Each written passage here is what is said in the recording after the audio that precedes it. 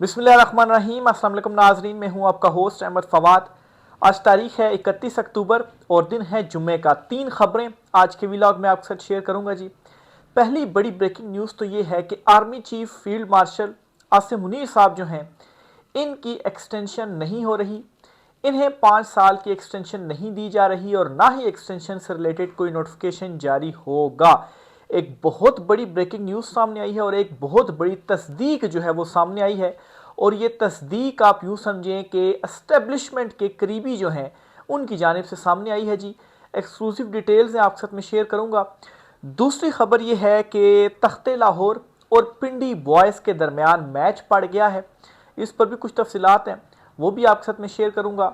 और तीसरी और इम्पॉर्टेंट खबर ये है कि अमेरिका से जो इस रिजीम को एक सपोर्ट हासिल थी ना, और जो बहुत सारी तारीफ़ें की जा रही थी ट्रंप की जानिब से, और यहाँ पर मौजूद जो रिजीम है वो इस पर ना सिर्फ खुश हो रही थी बल्कि अपने जो उनके कुछ हैं डाकिया नुमा कुछ लोग, उनके ज़रिए जो ख़बरें भी फैलाई जा रही थी, तो बहरहाल जी वहाँ से एक बड़ा झटका मिला है।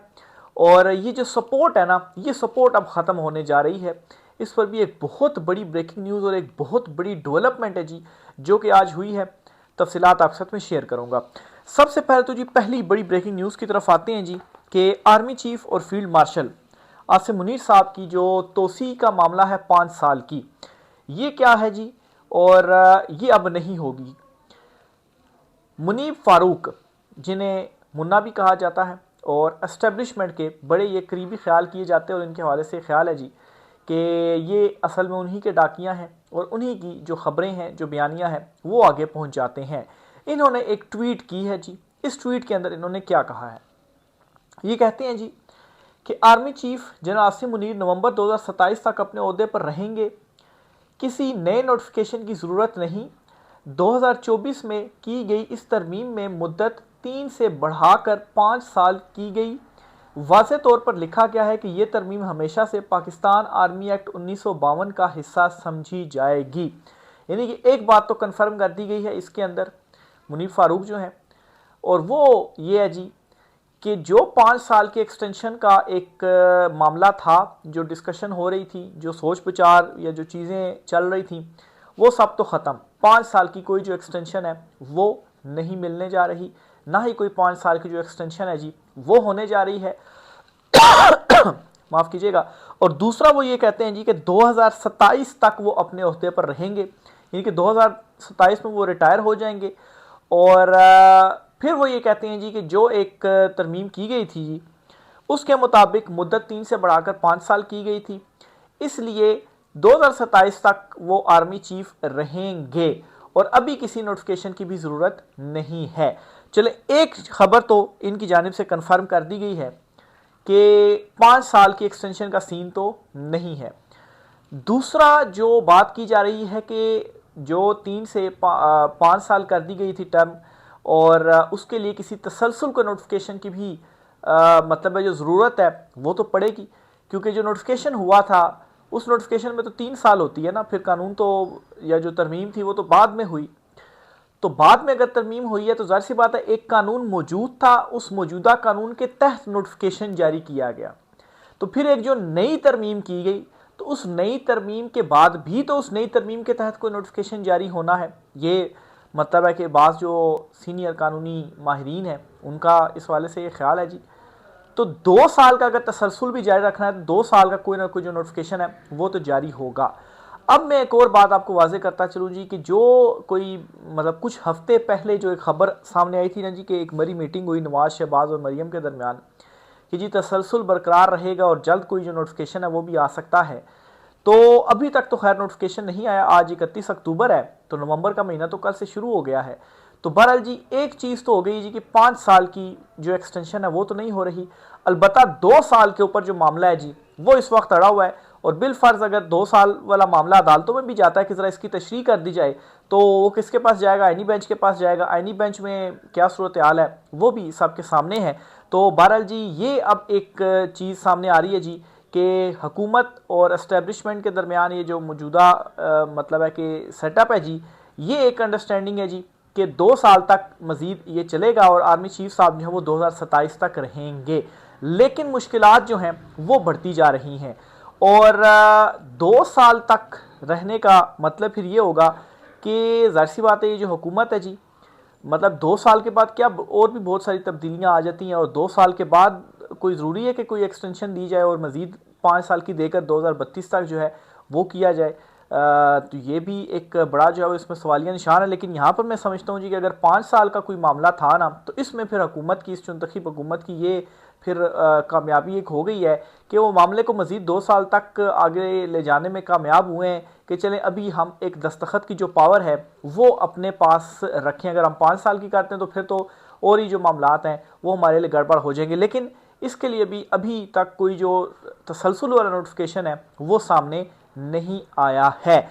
और ऊपर से जी बुरी खबर इस रिजीम के लिए ये है कि अमेरिका से जो एक सपोर्ट इनको हासिल थी ना, डोनाल्ड ट्रंप की, वो बड़ी तारीफ़ें भी करते रहे हैं और जो तैयारे गिराए गए उन उसकी बात बार बार करके वो भारत को चिढ़ाते भी रहे। अभी रिसेंटली उन्होंने एक स्टेटमेंट दी और कहा जी कि ब्रांड न्यू जो उनके जेट्स थे या एरोप्लेन्स थे या जो भी फाइटर जेट्स वगैरह थे वो जो है वो गिराए गए।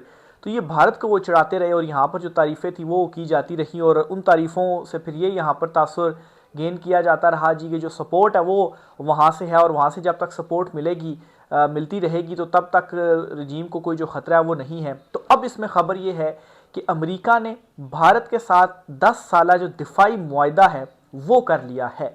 अब एक तरफ अमेरिका तारीफ़ें कर रहा है और दूसरी तरफ भारत को चिढ़ा रहा है या ट्रंप इस तरह से कर रहा है, तो फिर ये दिफाई मुआहदे का जो मतलब है वो क्या हुआ? तो कहीं इसके पीछे ऐसा तो नहीं था जी कि वो एक बड़ी डील अमेरिका जो है वो कोई भारत के साथ करना चाह रहा था, उनके ऊपर दबाव बढ़ाना चाह रहा था जी कि टेबल के ऊपर हम उनको चिढ़ाएं और ताकि वो कोई दिफाई मुआहदा हमारी मर्ज़ी के तहत जो है वो हो सके। तो एक बड़ा मकसद जी यहाँ पर ट्रंप की जानिब से हासिल जो है वो कर लिया गया है। तो अब ज़ाहिर सी बात है, जब मकसद हासिल कर लिया जाए तो फिर उसके बाद कंट्रीज़ जो होते हैं इंटरनेशनल लेवल के ऊपर मफादात ही होते हैं, अपना मफादात हासिल कर लिया जाता है तो फिर उसके बाद तो आपकी कोई जो वैल्यू है वो नहीं रहती। तो अब इस मामले के ऊपर यहाँ पर काफ़ी जो है वो बेचैनी है जी कि वो कहते हैं कि तेरा क्या बनेगा कालिया, इस किस्म वाली जो सूरत हाल है वो बनी पड़ी हुई है। और ऊपर से ये जो मुनीर फारूक जो हैं जी, उनकी जानिब से ये जो खबर दे दी गई है और ये ट्वीट कर दी गई है और फिर ऊपर से सुहेल आफरीदी जो इनको टक्कर गई है जी, केपीके की जो सूरत हाल है वो तो अब आप समझें कि जी वहाँ पर इनकी कोई मुदाखलत या कंट्रोल जो है वो नहीं रहा। वहाँ पर सुहेल आफरीदी खड़े हुए हैं, वो डटकर खड़े हो गए हैं और उनके साथ अवाम और उनके जो एमपीएज हैं, उनकी जो काबीना है वो भी डटकर खड़ी हो गई है। तो सूरत हाल बड़ी परेशान कुन इस वक्त इनके लिए बनी हुई है। तीसरी और इम्पॉर्टेंट खबर यह है कि पिंडी बॉयज़ और जो तख्ते लाहौर है, इन दोनों के दरमियान भी मैच फंस चुका है जी। मैच कैसे फंसा है जी, ये भी ज़रा देख लीजिए। एक तो मौलाना फजल रहमान जो हैं, जिनके वाले से ये ख्याल किया जाता है कि वो इस्टेब्लिशमेंट की ही बी टीम है, तो वो बड़ी अचानक से जो तनकीद है वो मरीम नवाज़ के ऊपर करते हैं। कहते हैं जी कि जो 10,000 आपने वजीफ़ा मुकर्रर किया है वो आपके मुँह के ऊपर मैं जो है वो मारता हूँ।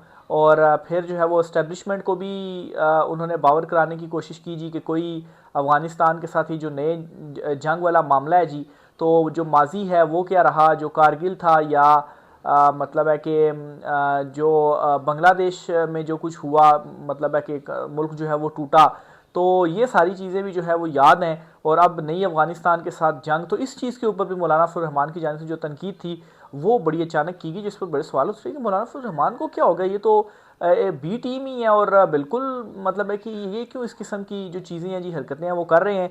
बहरहाल जी पिंडी बॉयज़ और मरीम जो तख्ते लाहौर है, इनके दरमियान क्या मैच फंस गया है। तो इस पर ख़बर ये है कि शब्बर जैदी जी, शब्बर जैदी के ख़िलाफ़ FIA ने एक मुकदमा जो है वो कायम किया और ये मुकदमा था जी बुनियादी तौर पर इख्तियारात से तजावुज़ करने का या इख्तियारात का गलत इस्तेमाल करने का और कुछ जो बड़ी कंपनीज़ हैं उनको फ़ायदा पहुंचाने का। कुछ बड़ी कंपनीज जो कि पाकिस्तान में जो है वो मौजूद हैं, बड़े बड़े जो नाम हैं, ठीक है।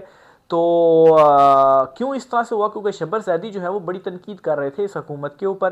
ज़ाहिर सी बात है, फिर जो भी तनकीद करता है और बहुत ज़्यादा खुलकर करता है तो फिर उसके ख़िलाफ़ कुछ मामला तो होते हैं। उनके ख़िलाफ़ ये मुकदमा हुआ तो फिर उसके बाद जो पिंडी बॉयज़ हैं, भाई लोग हैं, वो ज़रा शायद एक्टिव होते हैं और फिर उसके बाद ये जो मुकदमा है वो अचानक से वापस ले लिया जाता है। और जो चौधरी साहब हैं जी, उनको ये जो बात है वो बिल्कुल पसंद नहीं आई। क्यों पसंद नहीं आई जी? क्योंकि शब्बर जैदी ने अगर बज़ाहिर किसी को फ़ायदा दिया भी उन बड़ी बड़ी कंपनीज़ को भी, तो उन बड़ी कंपनीज़ के करीबी हैं। और इस वक्त जो माशी सूरत हाल है, इन्वेस्टमेंट आ नहीं रही, तो इन बड़ी कंपनीज़ के ऊपर आप कैसे हाथ जो है वो डालेंगे, तो और ही मामला जो हैं वो बिगड़ जाएंगे। तो ये एक पहला और बड़ा इंपॉर्टेंट जो मैच है वो फंसा है। लेकिन खैर जो जीत है वो एज़ यूजुअल पिंडी बॉयज़ की ही हुई है। जिस तरह से आप समझ लें कि ऑस्ट्रेलिया का मैच अगर आप कीनिया के साथ लगा लें तो आपको पहले ही पता होता है जी कि कीनिया वाले हारेंगे और ऑस्ट्रेलिया वाले जीतेंगे। तो यहाँ पर भी यही हुआ है। लेकिन खैर इमरान खान साहब जो हैं वो इनको मतलब है कि सही जो है वो टकरे हैं। जिस तरह से इमरान खान साहब ने वर्ल्ड कप जितवाया था ना, ऑस्ट्रेलिया और इंग्लैंड के भी धूल जो है वो चटा दी थी। तो यहाँ पर भी इमरान खान साहब जेल से बैठकर जो है वो टफ टाइम इस वक्त दिया हुआ। और ख़ासतौर पर जब से सुहेल अफरीदी आए हुए हैं ना, तो जो परेशानी है जी वो मज़ीद बढ़ती जा रही है। तो ये जी 3 इंपॉर्टेंट डेवलपमेंट्स आज हुई हैं। इस पर मज़ीद जो भी होता है आपसे चीज़ें शेयर करते रहेंगे। राय का कीजिएगा। आज की व्लॉग से इतना ही, इजाज़त दीजिए। अल्लाह हाफ़िज़।